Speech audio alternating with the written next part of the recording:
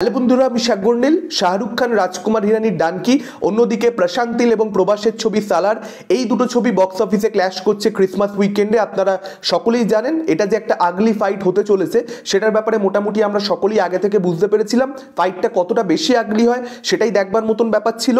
Last দুদিনে এই particular ক্ল্যাশকে নিয়ে আমি দুটো ভিডিও বানিয়েছি, যেখানে আমি আলোচনা করেছিলাম একদিকে শাহরুখ খানের ডিস্ট্রিবিউটার অর্থাৎ ডানকির ডিস্ট্রিবিউটার পেন মারুদার, তাদের তরফ থেকে 100% শোজ সিঙ্গেল স্ক্রিন ওনারদেরকে নর্থ ইন্ডিয়ার চাওয়া হয়েছে যে যদি 4টে শো লাগানো হয় সিঙ্গেল স্ক্রিনে, সেক্ষেত্রে 4টে শোই যেন আমাদের হয়। আদারওয়াইজ তোমরা ডানকি নিও না, আমরা ডানকি তোমাদেরকে দিচ্ছি না, তোমরা সালারের সমস্ত শো লাগাও, আমাদের কোনো আপত্তি নেই। যদি তোমরা সাউথের ছবিকে সাপোর্ট করতে চাও, গো অ্যাহেড। অন্যদিকে সিঙ্গেল স্ক্রিনের ওনাররা তারা এই ব্যাপারটা জানবার পরবর্তীতে প্রচণ্ডই ক্ষুব্ধ। পেন মারুদারের এই সিদ্ধান্তকে নিয়ে বা এই নির্দেশকে নিয়ে তারা একেবারেই খুশি নয়। তার কারণ তারা সালারকেও কিছু শোজ দিতে চায়। তারা খুব ভালো মতো জানে যে সালারকে নিয়েও একটা হাইপ রয়েছে, সিঙ্গেল স্ক্রিনে মাস অডিয়েন্স সালার দেখতে চাইবে। সেখানে ডানকি টিমের তরফ থেকে এরকম একটা নির্দেশ তাদের জন্য যথেষ্ট বেশি কঠিন। এটা নিয়ে অলরেডি আমরা আলোচনা করেছি। আমার যেটা লাস্ট দুদিন ধরে মনে হচ্ছিল যে ডানকির ডিস্ট্রিবিউটারের এরকম একটা অ্যাগ্রেসিভ স্টেপ নেওয়ার পরবর্তীতে সালারে মেকাররা কি চুপ করে থাকবে? ডেফিনেটলি তারাও তাদের ছবিটা যাতে হিন্দি বেল্টে প্রপারলি শো পায় তার জন্য কোনো না কোনো অ্যাগ্রেসিভ স্টেপ তো নেবে। সেই অ্যাগ্রেসিভ স্টেপটাই আজকে তারা নিয়েছে এবং এই আগলি ফাইটে এতদিন মনে হচ্ছিল শুধুমাত্র সিঙ্গেল স্ক্রিন ওনাররা চাপে পড়ছে, কিন্তু সেটার মধ্যেই কিন্তু ব্যাপারটা সীমাবদ্ধ থাকছে না। এবার কিন্তু খেলার মধ্যে মাল্টিপ্লেক্স চেনও ঢুকে পড়েছে। পেন মারুদারের এরকম আনফেয়ার ট্রেড পলিসির বিরুদ্ধতা করবার জন্য এখানে সালারের মেকাররা সিদ্ধান্ত নিয়েছে সাউথ ইন্ডিয়ান মার্কেটসে তারা পিভিআর আইনক্স এবং মিরাজ সিনেমাস, এই দুটো যে মাল্টিপ্লেক্স চেন, সেখানে কিন্তু তারা সালারকে রিলিজ হতে দেবে না। তারা কিন্তু সালার ছবিটা সেখানে চালানোর কথা জাস্ট ভাবছেই না, তারা কিন্তু উইথড্র করে নিয়েছে কমপ্লিটলি। এখন আপনাদের মাথায় যেটা প্রশ্ন আসবে যে সালারের মেকারদের তরফ থেকে এরকম একটা সিদ্ধান্ত নেওয়া হলো কেন, বা এতে তাদের লাভটা কি হবে?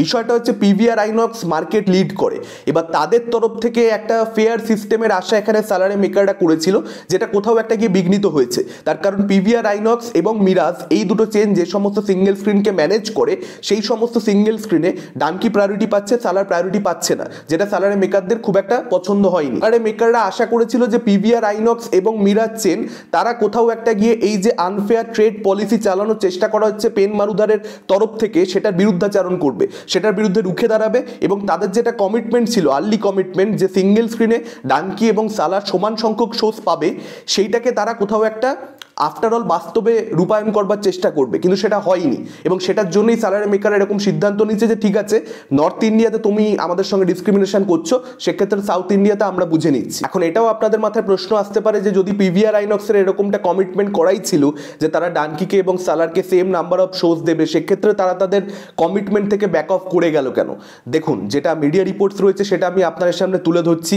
এখন কি সত্যি কি মিথ্যে এটা আমি জানি না, এটা আপনারা বিচার করে নেবেন। শাহরুখ খান যখন রিয়েলাইজ করে যে সেম নাম্বার অফ শোজ দেওয়ার প্ল্যানিং এখানে চলছে পিভিআর আইনক্সের, ডানকিকে এবং সালারকে একই পরিমাণ শো দেওয়া হবে, তখন শাহরুখ খান পিভিআর ওনারকে ফোন করেন, তার সঙ্গে যোগাযোগ করেন এবং সেখানে তাদের মধ্যে কি ডিল হয় জানা নেই, কিন্তু তার পরবর্তীতেই এরকম একটা ডিসিশন এখানে পিভিআর ওনারদের তরফ থেকে দেখা যায় যে তারা কিন্তু 100% শোজ বিভিন্ন সিঙ্গেল স্ক্রিনে যেগুলোকে তারা ম্যানেজ করে সেখানে কিন্তু ডানকিকে দিয়ে দিচ্ছে, সালারকে কিন্তু শোজ দিচ্ছে না।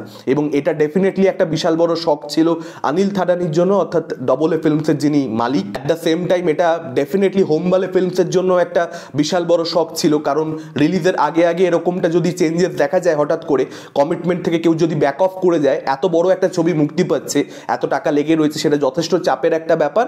যে কারণে হোমবালে ফিল্মস পরিষ্কার এখানে জানিয়ে দিয়েছে যে তারা কিন্তু কঠোর সিদ্ধান্ত নিতে চলেছে, কঠোর স্টেপ নিতে চলেছে পিভিআর আইনক্সের বিরুদ্ধে। এবং সেই প্রথম কঠোর স্টেপটা তারা সাউথ ইন্ডিয়ান মার্কেটে পিভিআর আইনক্সে এবং মিরাজে তারা তাদের ছবি লাগাচ্ছে না, তারা জাস্ট উইথড্র করে নিয়েছে। এবং এর পরবর্তীতে কি হয়, কারণ ডেফিনেটলি এটা পিভিআর আইনক্সকে প্রচণ্ড পরিমাণে হার্ম করবে, এটা তাদের জন্য যথেষ্ট ক্ষতিকর হতে চলেছে। সালারের মতো ছবি যে কোনো কেউ নিজের হলে লাগাতে চাইবে, ফলত একটা মাল্টিপ্লেক্স চেনের জন্য একটা হিউজ হিউজ কালেকশন আসে। সাউথ ইন্ডিয়ান মার্কেটে সালার কি পরিমাণে ব্যবসা করবে, তো ডেফিনেটলি প্রচুর টাকার লস এখানে পিভিআর আইনক্সকে তুলতে হবে। তো সেটা রাজি থাকবে কি তারা করতে, ডানকিকে সাপোর্ট করবার জন্য?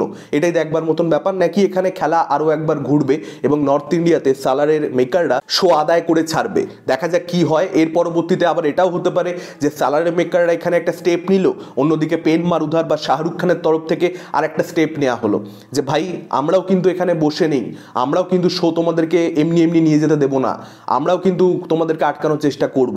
তো এই ওয়ার্ডটা চলবে, এখন চলবে, এটা সবে শুরু হয়েছে। লাস্ট 3-4 দিন যাবৎ শুরু হওয়ারই ছিল, যেটা শুরুতেই বললাম ভিডিওতে, জানাই ছিল এটা হবে এবং এটা চলবে। এখন কদিন চলে এটাই দেখবার মতন ব্যাপার হবে এবং এই আগলি ওয়ারে আফটার অল বক্স অফিসে কার নাম্বারটা বেশি হয় এটা কিন্তু দেখবার মতন একটা ব্যাপার হতে চলেছে। কারণ ফ্যানরা রীতিমতন অলরেডি প্রচণ্ড ক্ষুব্ধ।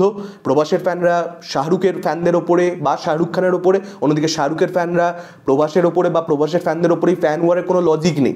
মানে আমি আপনাদেরকে এটাই বলতে চাই যে এগুলো ব্যবসাদারদের মধ্যে লড়াই, এটা হল মালিকদের মানে পেছন মেরে দেওয়া হচ্ছে, বাংলা কথা, সব কিছুর মধ্যে তাদেরই ভোগে চলে যাচ্ছে, তারাই ডুবছে।